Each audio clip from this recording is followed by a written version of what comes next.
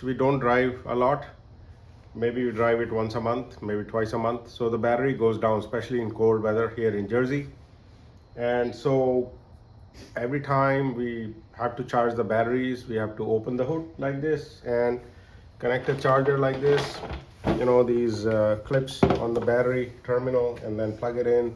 If the car is sitting in our driveway, we have to run a long extension cord. So it's very inconvenient. What I would rather have is whenever the car is parked, either outside on the driveway or inside the garage, it should be plugged in so that the battery keeps trickle charging. So what I have here is, I got this from Costco a long time ago. This is a 3 ampere battery charger and maintainer, meaning after the battery is charged, it's going to just trickle charge, and maybe it'll wait for the voltage to drop. I don't know exactly how it works, but this will maintain the battery charge, right? So I could have this plugged in to the car battery all the time. Now the question is, how do I create some kind of a port on the car where I can plug this in without opening the hood? What I got is this connector to the battery, and it's a fused connector. So it has got the rings which will connect to the battery terminal, and this is a 5 feet cable which terminates in SAE, and it's fused, and they provide, I think, 10 amp, etc. But it's a standard automobile fuse holder, so you can put whatever amperage you want. What I have done is I have taken the cable. I don't know how exactly I'm going to do this, where I'm going to install this part and how I'm going to install it, attach it to the car. But what I've done to start is, from the front grille, I've just taken the cable towards the radiator, and then it has come out here, as you can see, and 5 feet is enough for my use case. I think it should be enough for most engine bays, but if you have a very large engine, you might need more cable. But as you can see, 5 feet is pretty good. I can even route it on the sides so that it's out of the way like that. And I'll just find some cable ties or something to make it neat. So the main issue is, how do I mount this SAE connector on the car? I don't want to glue it. I can put Gorilla Glue, but I don't want to do that because that will, when I try to remove this, it's going to damage, it's going to leave a residue here on the grill. I don't want to do that. I don't want to make any changes to the car. I don't want to drill any holes or anything. So let's see, what I've decided to start with, it's going to be an iterative process.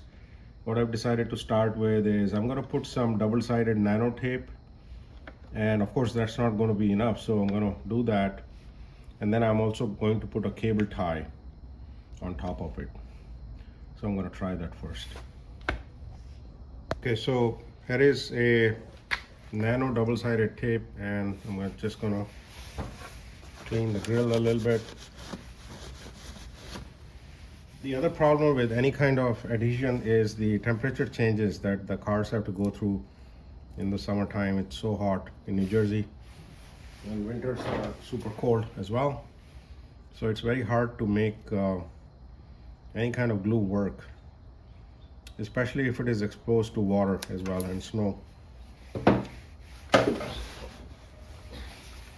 But we're gonna try it out. The other opportunity for mounting is the number plate, the tag here. This is a plastic plate, and there's a screw here which mounts the plate to the plate. So I can potentially put a L bracket here like this, either on top of the plate or the tag, you know, or behind it. I can get a Home Depot corner L brace, just put it here, and then mount this with glue on the bracket itself, right? So that's, if this solution doesn't work, I'm going to try to do that next. Okay, so I put a little piece of double-sided nano tape underneath this, and then I put a cable tie. The cable tie kind of went in the corner, and it went on the cable, not really on the connector, but it seems to be pretty solid for now. like I said, the temperature variations will probably loosen it up, and maybe the solution won't work, but I'm going to give it a try. And the good thing is it comes with this dust cover, so it can go like this when the port is not in use, so that it's protected a little bit. I think the water will still go in, but the other good thing is it's slanted a little bit towards the front, so when the water comes pouring on it, rain or whatever, hopefully it'll slide off. So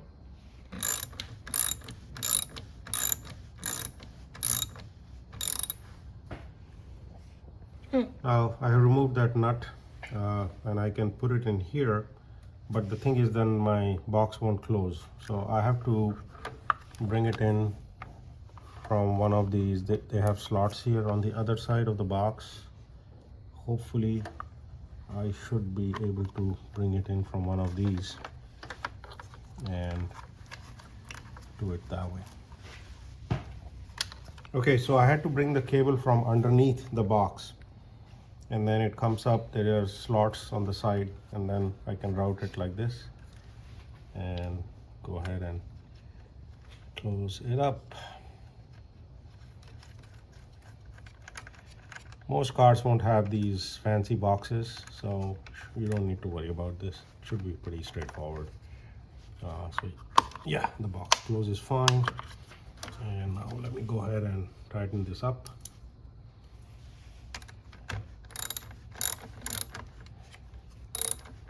So we managed to wire up. I couldn't get the terminal nut out completely, so I just inserted the ring with the lug of the battery, and I was able to tighten it. I made sure wires are not pinching, these boxes can close properly. And now I'm going to put the fuse. So this cable shipped with a 15 and 20 amp fuse. I'm going to go to the store and put in buy some 5 amp fuses, because this is a bit too much for this application. This cable is running on the cold side of the engine. This is the intake air filter, so all of this will remain cool, and then it goes by the radiator, so nothing should get very hot here, but I'm still going to get some heat shielding for the wire, you know, the spiral, and I'm going to put it on later on, but for now it should be fine. And I don't think I need to even cable tie it anywhere, cable manage it.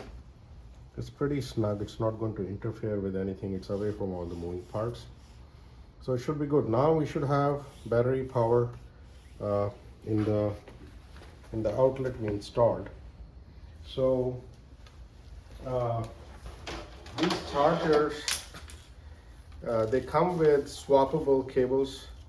So they come with SAE connectors, and you can either have the prongs, or you can connect something like what I did to the battery. So I remove it, and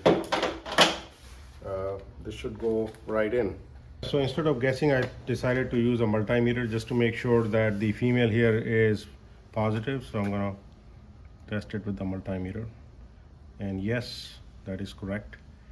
So I can go ahead and plug in my charger.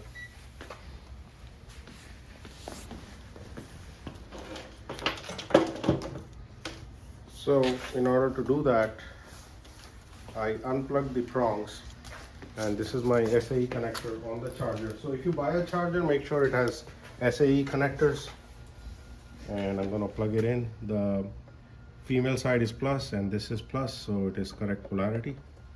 So I'm going to go ahead and plug it in. I don't need to be completely snug for this application. Go ahead and plug the charger.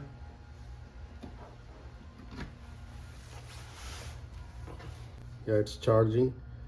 I guess when the battery is fully charged, this light will turn on, which is correct because we did see around 11 point some volts, right? So battery does need charging. So this is the application for garage. The charger can be left on the floor, or it can be mounted on the wall of the garage. And if you want to go back and show the whole thing, sweetie, if you want to go back. keep going back so you can see the car, and that's it. Thank you. Yeah, so when the car is pulled into the garage, this can sit on the floor by the wall, and you just need to bend down and plug it in. The charger can always be left plugged into the mains, so you don't have to do that operation. You just plug this in. And if the car is now accidentally reversed without unplugging it first, I think this connector should easily come out, and we'll do a test for that as well. But if you park the car outside on the driveway, then you need to use this extension cable. So this is a 12 feet extension cable. On one side the red is connecting to the female, on the other side it's connecting to the male, so it's a proper extension cable.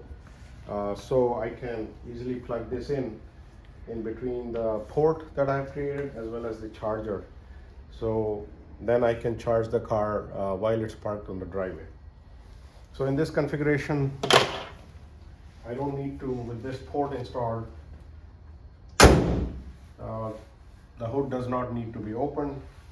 The car is plugged in and charging, right? So that was the whole idea, for preventing the cable getting pulled when the car is accidentally driven away without unplugging the SAE connector first, is to create this simple sheet of paper which says remove charger. And so the procedure that the driver will follow is, when they bring the car inside the garage and they plug in the car for charging, they will place this sheet over here. So thanks for watching. Hope this gives you some idea. I'm going to link to the products, not sponsored or anything, no affiliate links, but I'm just going to put the links to the extension cables I'm using, as well as this charger. I got this charger from Costco about 10 years ago, but I'm sure similar things are available. The key thing for the charger is, after charging the battery, it should switch automatically into maintenance mode. You shouldn't have to come in and press any buttons, right? A lot of the chargers will just go into off until you reset them by plugging and unplugging. They won't sample the battery voltage and restart charging.